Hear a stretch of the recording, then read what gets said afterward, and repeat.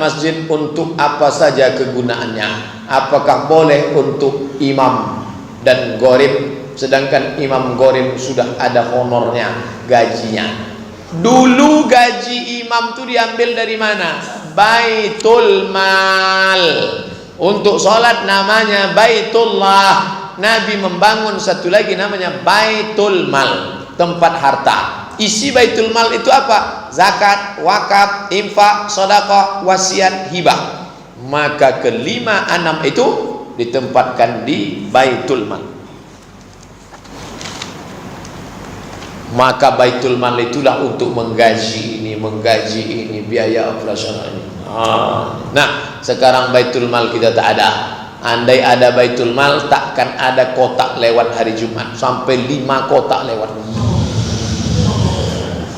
Kotak pertama, kotak masjid, kotak yatim, kotak duafa, kotak pembangunan MDA, kotak-kotak apa lewat. Jadi kalau ada umat Islam madu kita nih Pak Ustaz, masjid kita buang kotak-kotak itu, langsung potong atas. Semua pegawai PNS swasta langsung potong atas. Bisa, tapi kita ini manajemennya tak baik. Orang kafir itu langsung potong atas 1/10. Nah, apakah infak Jumat itu saja kegunaannya? Orang kalau sudah berinfak untuk masjid, itu semua yang terkait dengan masjid, semua operasional yang terkait dengan masjid. Dia tidak tuliskan pula di duitnya itu, ini hanya untuk listrik saja, jangan pakai untuk air. Semua yang terkait dengan masjid. Innama ya'muru masajidallah man amana billah wal yawmil akhir wa aqama shalah wa ata zakah wa lam yakhsha illallah. Imam selalu pakai baju kaos lengan pendek. Bagaimana pendapat Pak Ustaz? Tadi acara festival Fakultas Usuluddin, semua dosen-dosen pakai lengan pendek. Saya dapat lengan panjang. Semua bertanya ke saya, Ustaz kok dapat lengan panjang? Ustaz kok dapat lengan panjang? Saya tarik ke atas. Kalau saya nampak kurus tangan saya, itu maka mereka kasih lengan panjang dengan lengan pendek. Ini bukan masalah halal haram, ini masalah adat istiadat. Kalau lutut sama pusat itu baru halal haram. Ini saya kasih contoh. Misalnya malam ini saya datang kemari pakai celana jeans, pakai baju kaos pendek. Ada ayat yang melarang. Tiba-tiba saya datang kemari pakai kaos kaki ninja, pakai celana jeans, pakai kaos pendek, pakai helm. Duduk sini saya letakkan helm saya. Saya pun ngajar. Assalamualaikum warahmatullahi wabarakatuh. Tak ada ayat melarang. Ya ayyuhallazina amanu, wahai orang beriman, janganlah kamu pakai helm. Tak ada. Hai orang beriman, janganlah kamu pakai celana jeans. Tak ada. Lalu ini terkait masalah apa? Kata orang Melayu, muru'ah, marwah. Itu penampilan Ustaz tak cocok dengan marwah Ustaz. Itu. Jadi kalau ada orang bertangan pendek, mungkin dari segi aspek fikih hadis tak masalah. Dosen-dosen kami di Al-Azhar, Syekh Judah Mahdi pakai lengan pendek ngajar di kampus. Biasa. Dosen saya di Maroko ada namanya Syekh Idris bin Dawiyah. Syekh Idris bin Dawiyah selama mengajar saya pakai jubah, pakai sorban besar, pakaian habaib-habaib, dosen hadis. Tapi ada satu lagi Syekh Abdul Hadi pakai celana jeans, pakai baju kalau musim dingin pakai jaket kulit, pakai topi, orangnya ganteng macam Al Pacino. Nah, jadi masalah adat di tempat kita pakai sarung. Makanya saya selalu bawa sarung kalau saya disuruh khutbah ke desa pinggir. Itu adat di situ pakai sarung. Karena kalau kita pakai celana, orang tuh tajam matanya nih. Ini orang Muhammadiyah nampaknya. Di situ orang Perti semua harus pakai sarung, semua harus pakai peci. Jadi ini tidak terkait masalah halal haram, tapi masalah adat istiadat, meruah. Pak Ustaz, banyak orang bilang masjid kita ini kurang tepat arah kiblatnya. Bagaimana seharusnya Pak Ustaz sholat kita? Menurut arah masjid atau menurut arah kiblat yang sebenarnya? Dari sejak sebelum Ramadan sudah saya jelaskan sampai sekarang. Laporkanlah ke kantor Kementerian Agama, Kanwil. Di situ ada namanya LBHR, Lembaga Badan Hisab dan Ru'yah. Datangkan kemari. Yang perlu diundang yang wajib-wajib aja, jangan semua. Banyak kepala makin banyak ribut, banyak isi. Yang perlu diundang itu, ini yang wajib-wajib. Orang dari LBHR, RT, RW, tokoh masyarakat yang punya tanah wakaf. Nah, itu penting karena bapak keluarga dulu yang mewakafkan tanah itu. Nah, ini penting. Kemudian pula alim ulama, adakan tausiah di situ. Sehingga setelah itu jangan ada lagi fitnah. Pecah kita di sini bagus. Jangan cerita ini bawa keluar. Pecah rusak masalah. Jadi sebetulnya komunikasinya saja yang baik. Komunikasikan dengan baik. Jangan bawa laptop ke masjid. Bawa laptop ke masjid www.googlekiblat.com. Habis itu langsung bawa spidol di garis. Inilah yang benar, lain dari benar. Itulah yang membuat orang bertinju-tinju di masjid. Jadi libatkan semua pihak. Jangan menyalah-nyalahkan. Ini salah nenek moyang kita nih. Mereka udah bangun masjid, kita salah-salahkan pula. Seandainya kalau ada orang sakit parah, apakah boleh dibacakan surat Yasin di sampingnya Pak Ustadz? Buka tafsir Ibnu Katsir. Sudah terjemah bahasa Indonesia. Tafsir Ibnu Katsir, muqaddimah surat Yasin. Ingat, nama tafsirnya Ibnu Katsir. Nama penulisnya Abdul Fida Ismail Ibnu Katsir. Nama tafsirnya Al-Quranul Azim. Letaknya di muqaddimah surat Yasin. Kalau ada perkara sulit dibacakan surat Yasin, mudah-mudahan Allah memudahkan. Orang yang mau beranak, orang yang mau sulit mati, payah mati, baca surat Yasin wal Qur'anil Hakim innaka laminal mursalin. Subhanalladzi biyadihi malakutu kulli syai'in wa ilaihi turja'un. Ya Allah, berkat surat Yasin ini kami mohon kepadamu, kalau memang ada baik dia ini, panjangkanlah umurnya, sehatkan dia. Tapi kalau memang sudah tak ada harapan lagi nampaknya, yang gak kuat disinggung keluarganya, kalau memang sudah tak ada harapan lagi, matikan aja secepatnya. Allah mempermudah. Ustaz, apa hukumnya bagi orang yang memakan uang riba? La yaqumuna illa kama yaqumul ladzi yatakhabbathu asyaitanu minal mas. Orang yang makan riba nanti dia bangun dari kubur seperti orang yang kerasukan setan. Kata orang Jawa, kesambet. Orang yang makan riba, lidahnya makan riba, maka lidah yang bekas makan riba dipakai berdoa. Allahumma dina fi man hadait, mat'amuhu haram, makannya haram. Tak boleh. Ayyuma lahmin, setiap daging di badan nabata min haramin, tumbuh dari yang haram, fannaru aulabi, tempatnya api neraka. Na'udzubillah. Oh, tadi ada pertanyaan tidak tertulis, langsung ke saya, tolong Ustaz jawab. Tanah wakaf, di tanah wakaf ini dibangun masjid. Di samping masjid itu ada pula kubur, karena tanah wakaf biasanya sepaket dengan kubur, paket 4 giga maupun yang 2 giga. Kubur. Apa hukum sholat di masjid itu sementara ada kubur di situ? Maka dalam hal ini mesti dipisahkan 3 perkara. Yang pertama, apakah sholat ke kubur? Ini kubur, Allahu Akbar. Yang kedua, menjadikan kubur sebagai tempat sholat. Ini kubur. Kubur siapa? Kubur Abdul Somad. Tiba-tiba setelah 2 tahun meninggal, datang bulldozer, diratakan, lalu dibangun masjid di atas kubur itu, namanya Masjid As-Somadiyah. Haram. Itulah yang dilaknat Allah. La'anallahu al-yahud wan nasara. Allah melaknat Yahudi dan Nasrani. Ittakhadhu qubur anbiya'ihim masajid. Mereka meratakan kubur, lalu di atas kubur itu mereka bangun masjid. Itulah yang tak boleh itu.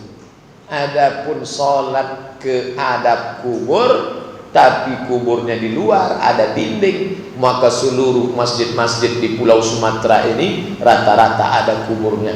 Masjid Raya Al-Masyun Sultan Delhi, itu kuburan Sultan di depan. Masjid Sahabuddin Siak, kubur Sultan Syarif Qasim di depan. Masjid, kenapa setiap masjid itu biasanya ada kubur? Masjid Raya Pasar Bawah, karena orang yang ingin dimakamkan di dekat masjid ingin dapat barokah dari doa-doa orang masjid.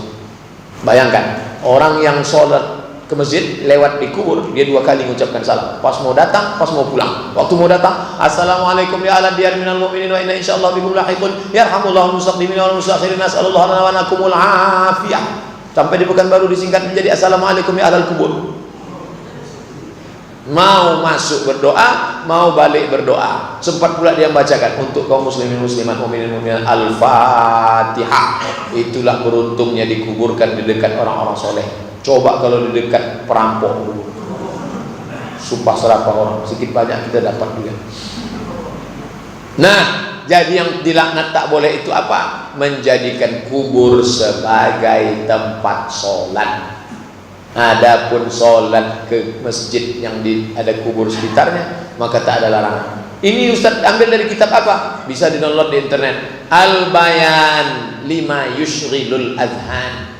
Judul kitab Al-Bayan lima yushghilul adhan. Nama penulisnya Syekh Ali Jum'ah, Mufti Mesir. Bisa download di internet. Bolehkah kita sholat qabliyah sebelum masuk waktu sholat fardu? Tidak. Tidak ada qabliyah sebelum masuk fardu. Contoh, sholat asar masuknya tadi jam 3.16.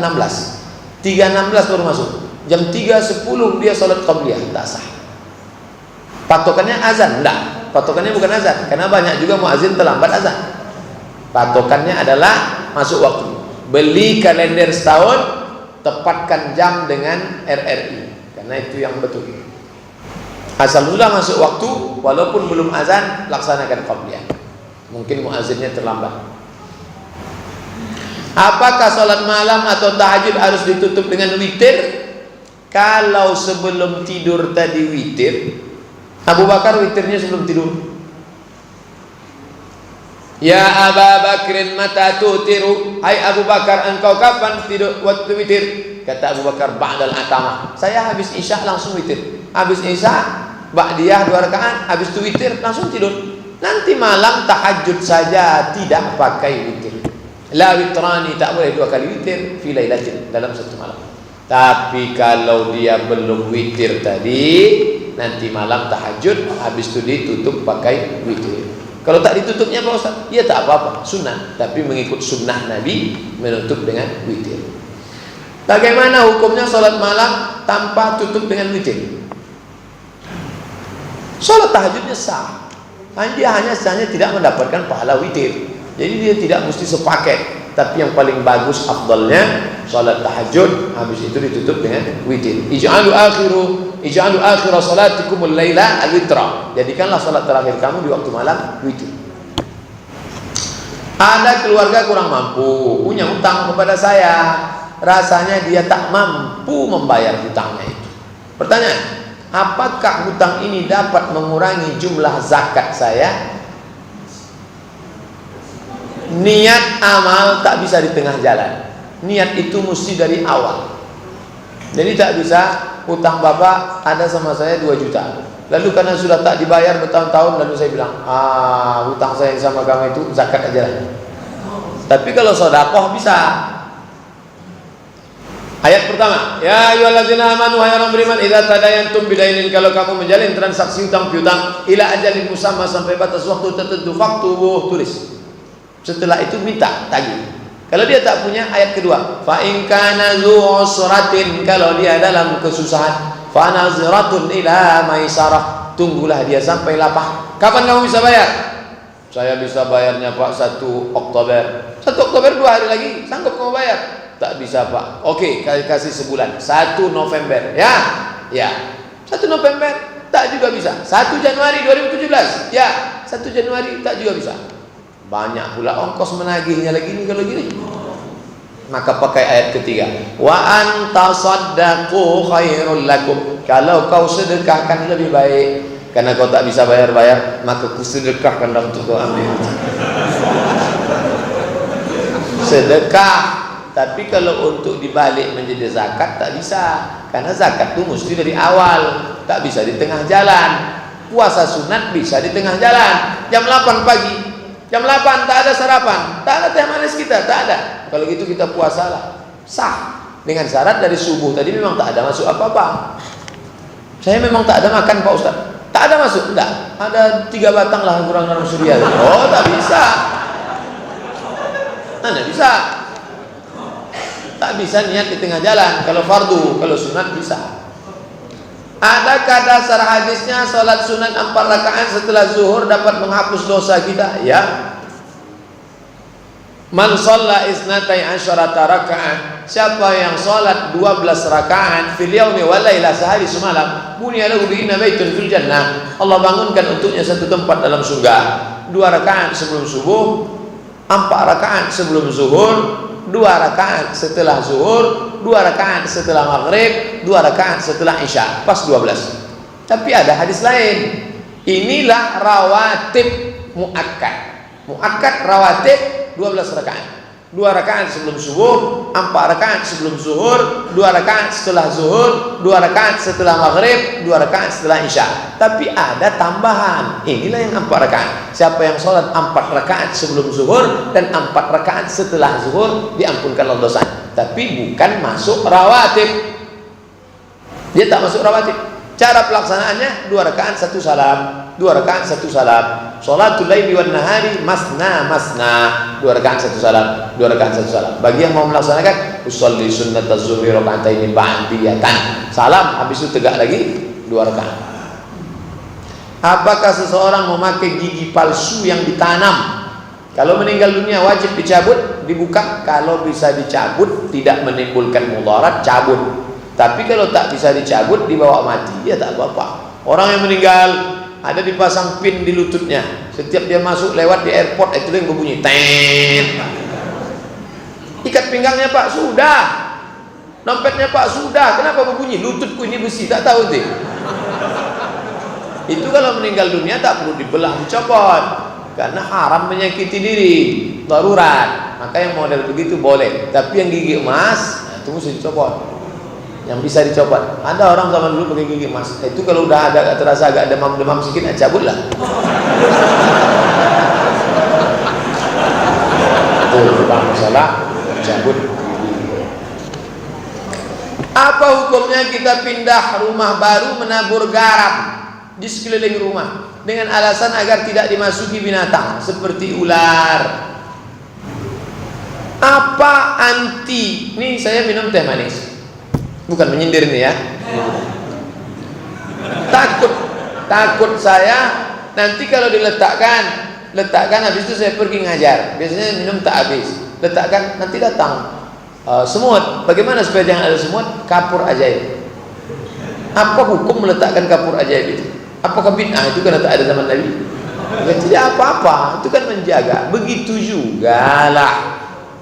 jugalah orang memasang perangkap tikus. Begitu juga dengan menyiramkan garam supaya jangan masuk ular, anti ular. Apa hubungan korelasi antara garam dengan ular? Ular takut pada garam, maka dia buat. Yang tidak boleh itu ada unsur khurafat, tahayul, bid'ah. Siapa yang meletakkan garam maka akan turunlah bidadari-bidadari membawakan rezeki-rezeki.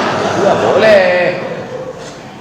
Ini tentang masalah meletakkan garam. Apakah jin takut dengan garam? Maka dalam ruqyah ada yang mengajarkan ruqyah. Pakar ruqyah ada yang mengajarkan bahwa diantaranya adalah menaburkan garam. Jin takut dengan garam. Tapi mukhtalaf fi, masih ikhtilaf tentang. Kemarin ada yang bertanya, apakah garam salah satu alat ruqyah? Bahwa ada membacakan air dibacakan, itu sahih. Ibnu Abbas punya riwayat. Tapi tentang masalah garam mukhtalaf fi ikhtilaf. Ada sebagian mau pakai garam, sebagian tidak, menyiramkan garam karena mengusir jin. Yang jelas kita pakai yang tidak ada ikhtilaf. Abdurrahman ibnu Mas'ud, Abdurrahman ibnu Auf kalau dia masuk ke rumahnya, dia baca di 4 sudut kanan surat ayat kursi. Allahu la ilaha illa huwa la ta'khudhuhu sinatun wa la nawm. Sudut ada disebutkan dalam kitab Syiar A'lam An-Nubala dalam biografi Abdurrahman bin Auf. Banyak-banyak membaca ayat kursi. Apakah dalam sujud boleh kening dibatasi oleh kopiah yang menukik? Ada ustaz tu modelnya. Lalu waktu sujud tertutup kening, apakah sah solatnya? Dan hidung tidak menyentuh sajadah. Hidung agak dalam, hidung tadi payah. Bedakan antara sah tak sah dengan afdal tak afdal. Bedakan antara sah tak sah dengan afdal tak afdal. Kalau cerita afdal, yang paling afdal adalah tempelkan ini ke lantai dan hidung mengena. Afdal. Tapi andai hidungnya tak kena dan keningnya tertutup, sah. Apa dalil Pak Ustaz sah? Seorang sahabat sholat di atas pasir, pasirnya itu panas, ditariknya ujung jubahnya untuk menutup. Itu dalil boleh menggunakan kain yang melekat di tubuh untuk, ini kan melekat nih, menutup. Apakah tak sah? Sah. Ustaz sendiri, saya melakukan yang afdal. Maka kalau saya mau sholat, saya tempel afdal. Ini tentang masalah sah tak sah dengan afdal tak afdal. Saya suka memelihara anjing untuk berburu, tapi saya tak pernah mencuci tangan dengan air bercampur tanah. Apakah kena najis anjing itu? Mohon penjelasannya. Idza walaghal kalbu fi ina'i ahadikum, kalau anjing menjilat kepada bejana kamu, fa'ariquhu, buang semuanya. Anjing yang dijilatnya tengah air, bukan tepi, buang, tumpahkan semuanya. Setelah itu basuhlah. Padahal air dengan air itu basuh. Apalagi lah itu kencingnya kena ke tali, air liurnya kena, bekudis pula anjing tadi, bekurap, kena semua. Maka tiap hari dia mesti basuh. Siram air 7 kali, salah satunya dengan campur air tanah. Boleh di pangkal, boleh di ujung, boleh di tengah. Yang penting salah satunya dengan air tanah. Adapun berburu, ini mesti. Zaman dulu mereka berburu rusa untuk makan. Sekarang orang berburu apa dengan anjing? Orang sekarang berburu babi dengan anjing. Dan bukan untuk makan, untuk memperturutkan hobi, menghabiskan waktu. Maka tak ada alasan sekarang orang memelihara anjing. Maka yang punya anjing ini lepaskanlah, jangan dijual pula. 3 haram.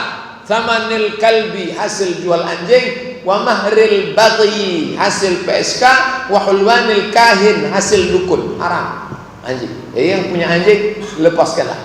Kami untuk jaga rumah Pak Ustaz, tak ada alasan jaga rumah di Pekanbaru, aman, tentram, rumahnya klaster, kecuali tinggal di kampung takut batu baru. Maka orang yang memelihara anjing, 2 larangan keras. Pertama, 1 hari manik ketana kalban. Siapa yang memelihara anjing 1 hari amalnya dikurangi sebesar bukit Qirat, sebesar bukit Uhud. Amalnya sebesar kutil, yang dikurangi sebesar Uhud. Tiap hari min. Yang kedua, lama malaikat Jibril tak datang, sampai-sampai istri Abu Lahab mengejek, wadda'aka syaitanak ya Muhammad, setanmu sudah meninggalkanmu ya, setanmu sudah meninggalkanmu ya. Wahyu lama tak turun ayat, ma wadda'aka rabbuka wa ma qala, Tuhanmu tidak meninggalkanmu ya Muhammad. Nabi bertanya ke Jibril, Jibril, kenapa nanti lama betul bawa wahyu? Apa kata Jibril? Inna la nadkhulu baitan fiha kalbun, kami tak masuk ke dalam rumah kalau di rumah itu ada anjing. Malaikat tak masuk ke rumah yang ada anjing. Malaikat Jibril, malaikat rahman, malaikat maut masuk. Ustaz, tadi saya melihat di berita, katanya seorang ustaz yang bisa menggandakan uang, katanya itu langsung dari Allah. Bagaimana tanggapan Pak Ustaz? Dia sudah membunuh 2 muridnya yang akan membukakan rahasianya. Ini ustaz berkawan sama hantu, berkawan sama setan, dan ini pula ada macam-macam. Ini orang jahat, preman tengil. Tak betul. Pakai nama kiai, pakai sorban besar, pakai jubah besar dia. Ternyata penampilannya ada pula menyebut dia homo, ada menyebut bencong, banci, segala macam. Tak betul. Makanya jangan mudah kita tertipu dengan itu. Dia bagi duit santrinya sampai 5.000 segala macam, berkawan sama jin, berkawan sama setan. Idza ra'aital ladzi yatiru fil hawa, kalau kau lihat ada orang terbang di atas angin, yamshi 'alal ma', berjalan di atas air, la taghtar, jangan kau tertipu. Ini Ini mentang-mentang dia keluarkan duit 100.000 dia ke santun anak yatim, tertipu. Jangan kau tertipu dengan orang yang terbang di awan berjalan di atas air, karena setan bisa melakukan itu. Pandanglah pada istiqomahnya menjalankan agama. Ingat, jangan kita tertipu. Sekarang ini banyak orang berkawan sama jin, pesugihan, babi ngepet, hantu setan, begu ganjang dan lain sebagainya. Apakah melaksanakan takziah termasuk bid'ah? Makan-makan di acara takziah termasuk makan harta anak yatim? Meninggallah isna'u ta'aman li ali Ja'far. Ja'far meninggal. Kata Nabi, kalian jangan menyusahkan keluarga Ja'far. Ja'far sudah meninggal, kalian datang pula lagi bawa perut kosong ke rumah dia. Jadi bagaimana ya Rasulullah? Isna'u ta'aman li ali Ja'far. Bawalah makanan. Maka kalau ada orang meninggal, kasih tahu dia, Bu, Pak, jangan masak ya. Nanti malam bapak anu bawa gulai, bapak anu bawa nasi, bapak anu bawa pulut, bapak anu bawa telur. Bapak bawa apa? Saya yang makan itu semua. Nah, itu hukum aslinya. Dia sudah meninggal. Dan nenek moyang kita orang Melayu dulu memang begitu. Kalau ada orang meninggal semua bawa beras. Orang Jawa begitu, bawa beras, bawa kopi, bawa gula. Sampai Arab nanti, Arab lu ngono kono tak sia iku wis pirang-pirang dino apa iku. Bawakan. Kasihan. Dia sudah meninggal, dia sudah timpa musibah. Jadi kitalah yang membawakan makanan. Nah, tapi kalau ada anaknya, kaya anaknya, lalu dia mau bersedekah, bolehkah dia bersedekah pahalanya sampai ke almarhumah maknya? Sampai. Dalilnya mana? Saat bertanya ke Nabi, Ummi matat, mak saya mati, apa atasaddaqu anha? Bolehkah saya bersedekah? Kata Nabi, tasaddaq, bersedekahlah. Ayu sadaqatu afdal? Apa sedekah yang paling afdal? Saqiyul ma, memberi air minum. Air minum aja sampai, apalagi gulai.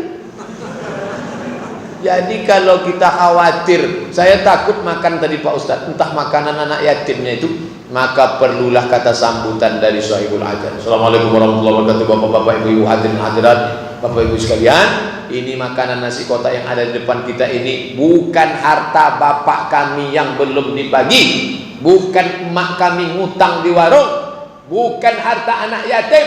Ini adalah harta saya, anaknya yang memang mau bersedekah. Dan saya ini biar Bapak Ibu tahu saya ini memang kaya. Tak tahu kan saya ini kaya? Hah? Makanlah, makan. Bicara. Ustadz, di zaman sekarang ini banyaknya, maaf, dukun berkedok ustadz, mengajarkan beberapa bacaan dalam bahasa Arab yang tidak kita ketahui.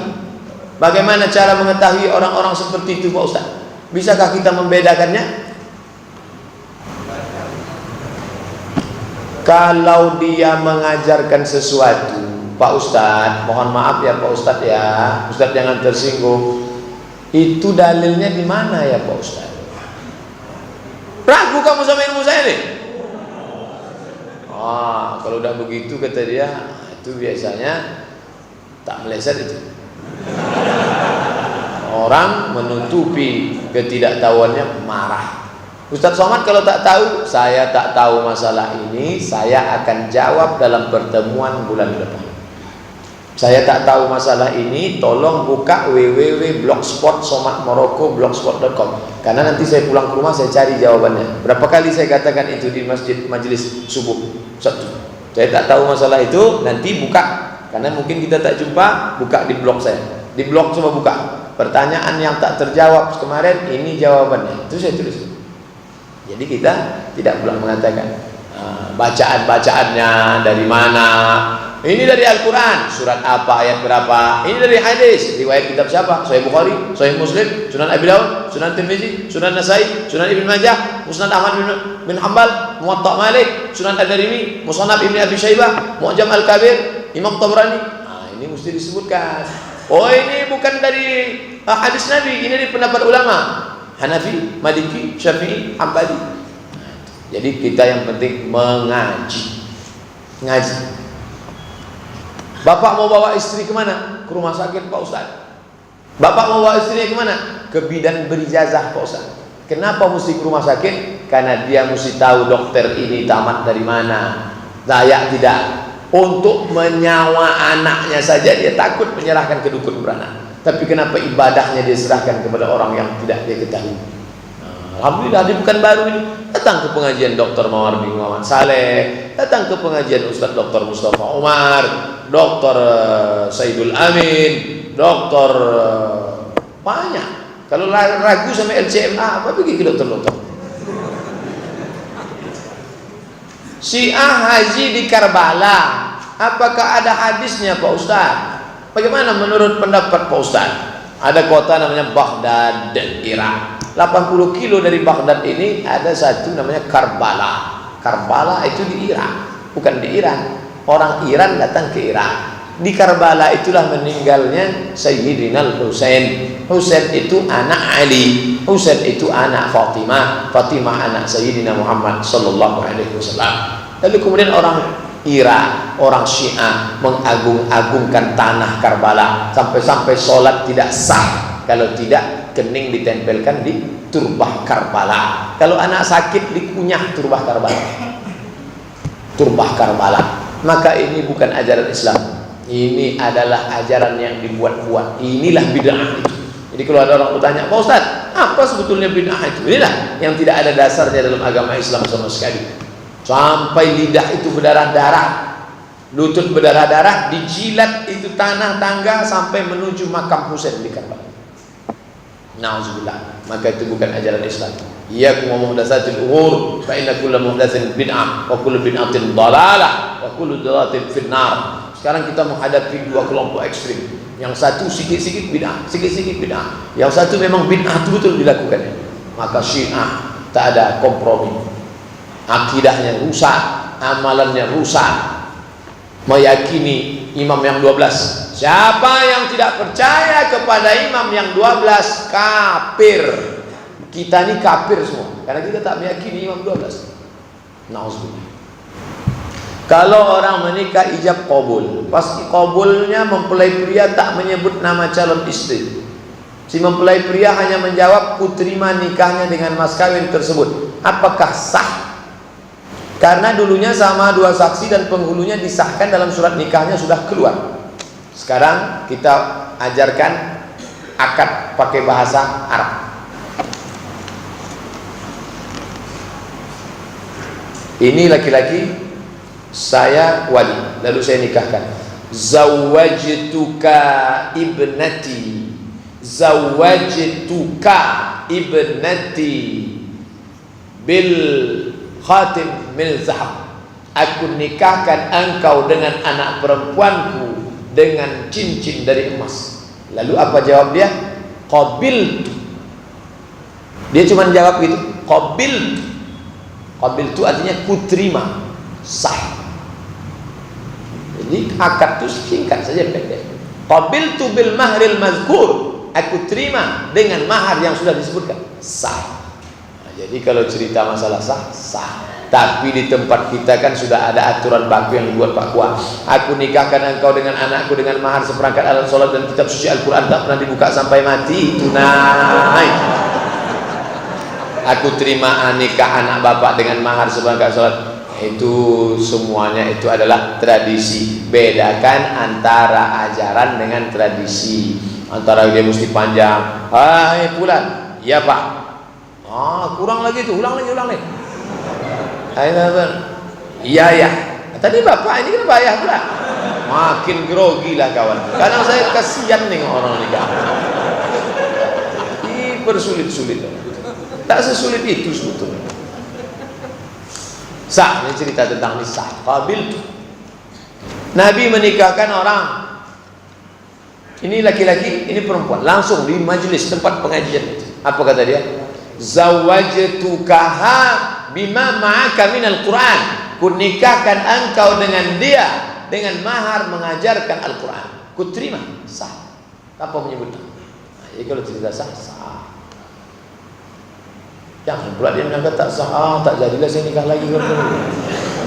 Apakah orang yang sudah talak 3 mau rujuk lagi, perempuannya harus nikah dulu Pak Ustaz? La tahillu lahu hatta tankiha zawjan ghairah. Dia tidak halal bagi suaminya sebelum dia nikah dengan laki-laki lain. Disitulah setan datang menggoda. Kata orang yang sudah talak 3, tidak ada yang lebih cantik di dunia ini daripada Jandolamo. Jelo namanya Jandolamo. Maka dia pun tergila-gila. Akhirnya tak ada jalan lain, datang mengadu kepada cerdik pandai. Pak, macam mana ini? Ada solusi. Apa solusinya? Nikah Cino Buto. Dicarilah Cino Buto dari bagan siapi-api. Mau kamu nikah sama janda saya? Tapi janji jangan kau pegang-pegang. Oe. Cino yang buto yang udah tua ape-ape. Nikahkanlah sama itu. Janji nanti cerai. 4 malam 5 malam cerai ya. Iya, sampai mati tak diceraikan. Baru tahu. La'anallahul muhallil wal muhallalah. Allah melaknat laki-laki yang mengkontrak laki-laki lain untuk menikahi janda lamanya supaya dia bisa balik. Itu namanya nikah tahlil. Tahlil, dilaknat Allah Subhanahu wa taala. Maka laki-laki pikir baik-baik. Pikir dulu pendapatan. Kesal kemudian tiada gunanya. Makanya jangan marah-marah sikit cerai. Marah-marah asal balik ke rumah tak ada teh manis, talak 100. Dudukkan anak lajang, anak gadis sebelum nikah 2 hari, 3 hari, seminggu. Dudukkan dia. Ustadz Somad, Ustadz Dr. Mustafa Umar, Ustadz Dr. Muhammad Saleh, tolong datang ke rumah kami, nasihatkan anak menantu kami yang akan nikah. Duduk. Dari pagi sampai zuhur duduk. Ini saya ceramahkan. Perempuan, ya, kalau kau menikah dengan suami nanti, engkau punya 5 hak. Makan, pakai, tempat tinggal, pendidikan, perhatian. Ingat Pak Ustaz. Itu yang masuk. Jangan di hari pernikahan itu, disitulah disuruh nasihat pernikahan. Ustaz besok datang jam 8 ya? Iya, sampai jam 8 burung merbah, burung balang. Burung sampai jam 9. Jam berapa saya ceramah ini? Masuk pula buah semangka, buah masuk jam 10. Jam berapa saya ceramah nih? Seserahan pula, menyerahkan roti, serah ini. Sebelum menyerahkan ini bersilat pula lagi. Udahlah jam 1:30 barulah. Berikut ini marilah kita dengarkan nasihat pernikahan yang akan disampaikan Al-Mukarram Haji Abdul Somad LCMA. Mata jamaah itu pun menengok, kita udah macam menengok ayam goreng. Hai kedua mempelai, jalanilah bahtera rumah tangga kalian. Bukan masuk lagi di kepalanya, tak masuk lagi, tak bisa, tak ada yang dia. Inilah buah. Makanya akan datang, saya ingatkan yang mau nikah ini 2-3 hari sebelum nikah duduklah sama Ustaz, di situ buat nasihat pernikahan. Ini disitulah Ustaz nasihat pernikahan, disitulah dia asyik berfoto, sambil foto. Situ maka saya tak mau, saya kadang-kadang, tapi karena terpaksa apa boleh buat. Nanti kau kalau sudah menikah jangan sikit-sikit talak. Anakku, kalau kau ucapkan talak 3 di satu majelis, itu jatuhnya 3. Kuceraikan kau. Berapa jatuhnya? Jatuh talak 3 itu. Talak 3 satu majelis. Baik diulang berkali-kali. Yang contoh diulang berkali, kuceraikan kau, itu jatuh talak 3. Yang satu lagi enggak, satu lafaz, kuceraikan engkau talak 1000. Itu jatuhnya 3. Hati-hati. Yang sudah jatuh talak 3 tak ada rujuk, tapi dia tak mengaji. Ini yang jadi masalah. Maka mengajilah, mau yang tua mau yang muda, mengajilah. Kalau tidak kita masuk dalam perbuatan zina. Na'udzubillah. Ustaz, bagaimana jika pada saat salat berjamaah kita terus memikirkan hal yang lain, tak khusyuk? Itu sah atau tak sah Pak Ustaz? Salat yang tidak ada khusyuknya seperti orang yang tidak ada ruhnya. Abdul Somad didengar cakapnya ini kenapa? Karena ada ruh. Kalau tak ada ruh dia mayat berjalan mati. Makanya khusyuk dijaga dari awal, dari mulai wudu ketika air disiramkan ke wajah, maka pada saat itu khusyuk, dosa keluar dari kelopak biji mata. Air disiramkan ke tangan, dosa keluar dari celah-celah tangan. Makanya tak boleh ngobrol ketika sedang wudu. Wudu itu yang ngobrol, ini hidup itu tak ada sampai kemana batang. Nah, setelah itu Allah maj'alni minat tawabin waj'alni minal mutatahhirin waj'alni minal ibadikas shalihin. Dari tempat wudu sampai ke sini jangan lagi tasbih. Nah, jangan letak. Dah masuk. Allah maftahli abwaab rahmatik, masuk ke dalam alul khusyuk. Asqulu rabbina asmalikin nas ilahin nas min syarril wasifat sallallahu alaihi wasallam. Usolli sunnat tahiyatul masjid raka'atain lillahi ta'ala. Allahu akbar. Mulut mengucap, hati mengingat. Allahu akbar kabiran walhamdulillahi katsiran wa subhanallahi bukratan wa asila. Mulut mengucap, hati mengingat. Wajjahtu wajhiya lilladzi fatara as-samawati wal arda hanifan musliman wa ana minal musyrikin. Inna salati wa nusuki wa mahyaya wa mamati. Saya tak menyuruh menghafal terjemah. Inna salati, my praying, wa mahyaya, my life. Dan itu saya maksud, bukan menghafal kata, bukan.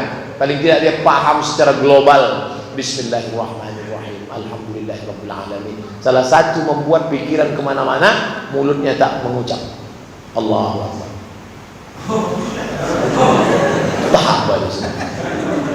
Apakah Nabi itu waktu sholat mulutnya bergerak? Ya Khabbab, wahai Khabbab, apakah Nabi waktu sholat mulutnya bergerak? Ya, kata Khabbab. Dari mana kamu tahu? Bittirabi lihyati, ku tengok Nabi jenggotnya bergoyang.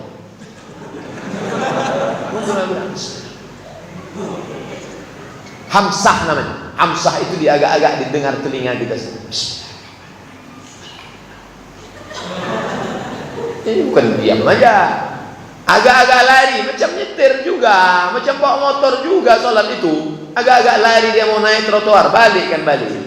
Agar-agar naikkan lagi. Macam meniti pematang di tengah sawah yang licin, agak-agak jatuh, naik balik. Agak-agak jatuh, naik balik. Jangan sampai jatuh, masuk ke kolam supaya belum nangkap ikan. Jaga kekhusyukan, minta kepada Allah Subhanahu wa taala. Apa itu penyakit ain? Ain diambil dari kata mata. Mata bisa menimbulkan penyakit ain, sihir. Kenapa? Setan masuk. Tengok. Itu ada sekarang orang-orang barat yang bisa menengok. Tengoknya berdiri, ditepuknya bahu kita, pok, tatap mata saya, tatap mata. Ain berawal dari apa? Hasad, dengki, tak suka, benci, pandang, masuk setan. Berawal dari hasad, baru setan masuk. Al-ainu haq, penyakit ain itu hak. Gara-gara apa? Benci, tak suka, marah, dendam, kesungan, masuk setan. Maka tutup pintu setan itu dengan menghilangkan penyakit-penyakit busuk hati dan lain sebagainya. Apa hukum mengucapkan selamat ulang tahun atau merayakannya, atau seperti mengajak kawan peringatan hari ulang tahun? Kenapa engkau puasa hari Senin ya Rasulullah? Dzaka yauma wulidtu, hari Senin aku lahir. Kalau begitu Nabi mengenang hari lahirnya? Ya.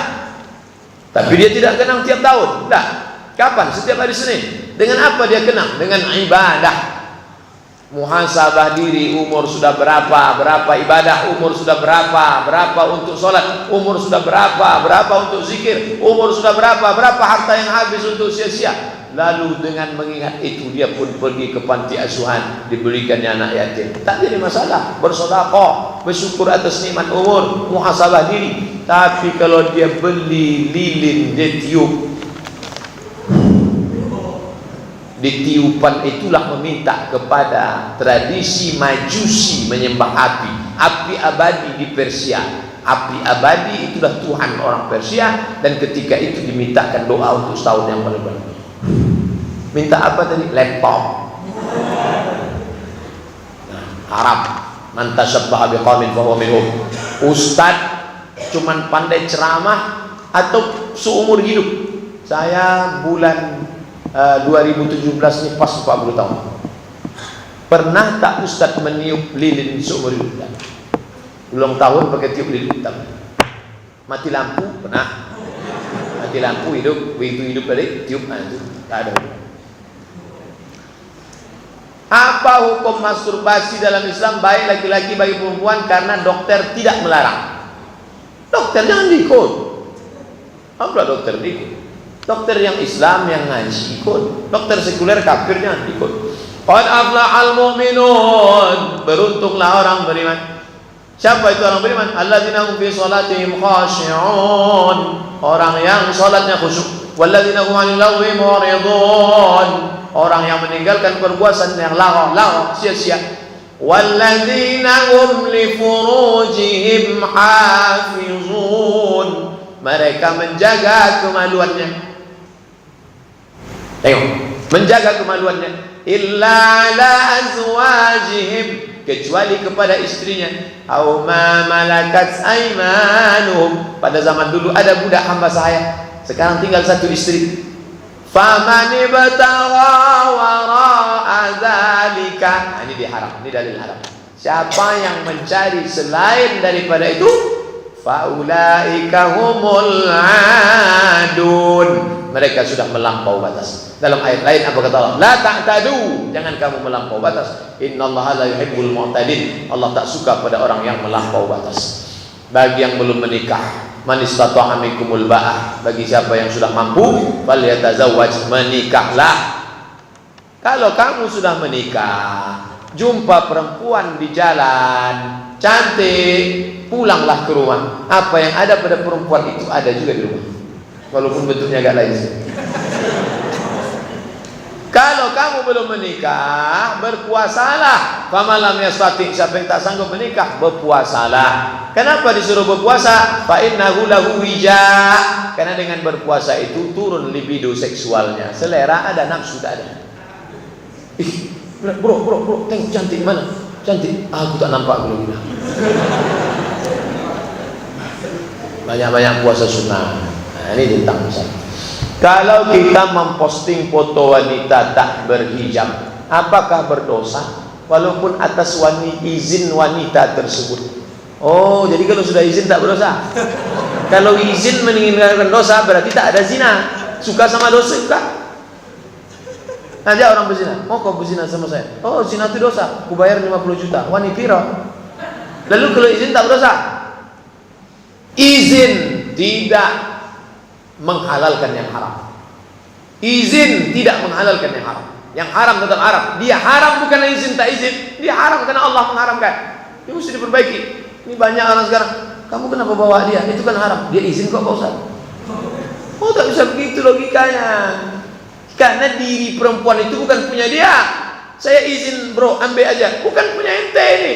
Lillahi ma fis samawati wa ma fil ardh. Itu milik Allah, bukan milik kamu. Maka kalau Allah mengharamkan, haram dia, walaupun kamu mengizinkan. Nah, jadi masalah memposting gambar perempuan, jangan. Perempuan yang tidak berhijab, tak berjilbab, kamu punya ada hubungan sama dia, putuskan. Kami sudah hampir mau nikah Pak Ustaz, kasih tahu sama dia, aku akan pinang engkau kalau kamu mau pakai jilbab. Berjilbab kamu, aku pinang kau dengan bismillah.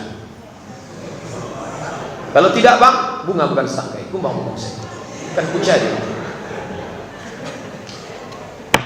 Apakah pacaran Islami itu ada? Karena banyak orang tua mengizinkan anaknya untuk berpacaran. Hai orang-orang tua, jangan kalian jerumuskan anak ke dalam api neraka jahanam. Kullu mauludin yuladu 'alal fitrah, setiap anak lahir dalam keadaan fitrah. Lalu siapa yang merusak anak itu? Fabawahu, kedua orang tuanya. Yuhawidani, kamu nak pacaranlah, mama malu kamu gak nikah-nikah. Pacaranlah. Malah diteleponkannya laki-laki, bawa anak ibu ya besok ya. Ingat, neraka jahanam nanti. Selangkah lagi kita mau masuk surga, anak-anak perempuan laki-laki ini kita biarkan berbuat dosa, maka kita akan ikut juga terseret gara-gara itu. Kullukum mas'ulun, setiap kepala rumah tangga, istri bertanggung jawab di hadapan Allah. Wa kullukum mas'ulun 'an ra'iyatihi, kita akan diminta tanggung jawab di hadapan Allah Subhanahu wa taala. Rahim ibu dipilih malaikat atas perintah Allah untuk menerima ruh itu dulu 25 tahun yang lalu tidak ada apa-apa di dalam, tiba-tiba ibu mengandung. Itu bukan karena dokter Singapura yang berhasil membuat bayi tabung. Itu karena malaikat dikirim Allah membawa roh itu ke dalam. Jagalah dia sampai dia mati dalam keadaan husnul khotimah. Pak, saya bawa anak bapak sebentar ya Pak. Tak boleh. Sebentar aja Pak, makan mie ayam sama. Tidak. Bapak kami kasih sebungkus. Boleh. Tengok betapa cepatnya berubah hanya karena sebungkus. Yang susah. Tak ada pacaran-pacaran itu. Tidak ada pacaran-pacaran. Ustadz Somad itu ngomong aja tuh. Memang Ustadz dulu waktu di Mesir 4 tahun S1 tak pernah pacaran. Tidak. Kenapa tak pacaran? Tak kebagian. Mahasiswa Indonesia 2.400, yang laki-laki 2.100, yang perempuan 300. Persaingan ketat. Saya termasuk yang tak dapat. Kampus laki-laki dengan kampus perempuan 15 km. Lokal kami semester 1 1.000 orang, cap lonceng semua. Laki-laki, tak ada perempuan. Jadi saya terselamatkan dengan keadaan. Itulah setelah pulang dari Maroko 2008, umur 31 tahun. Langsung jadi ustaz. Takkan mungkin pacaran. Jadi gimana? Datanglah imam masjid Akramun Nas. Ustaz dah nikah? Belum. Mau saya kenalkan? Maulah. Tapi kasih tahu sama dia, saya tak bisa bawa dia ke mall, tak bisa bawa dia ke restoran, tak bisa jalan-jalan. Kalau mau nengok gambar saya, buka aja FB Somad. Tengoklah foto saya banyak. Kalau dia sudah mau, foto dia Pak Ustaz. Oh penting juga itu. Nah ini gambar orangnya. Tapi jangan yang sudah diolah oleh Photoshop ya. Asli ya. Ini orangnya. Ya. Oke lah. Kasih tahu sama dia. Pertama, dia tidak akan menjadi perempuan yang pertama karena mak saya nomor 1. Ingat itu. Yang kedua, saya ini tak ganteng, kurus, kering, hitam, jelek. Jangan nanti dia menyesal. Yang ketiga, saya ini dosen. Dosen itu gajinya 2 sen. Duit tak banyak.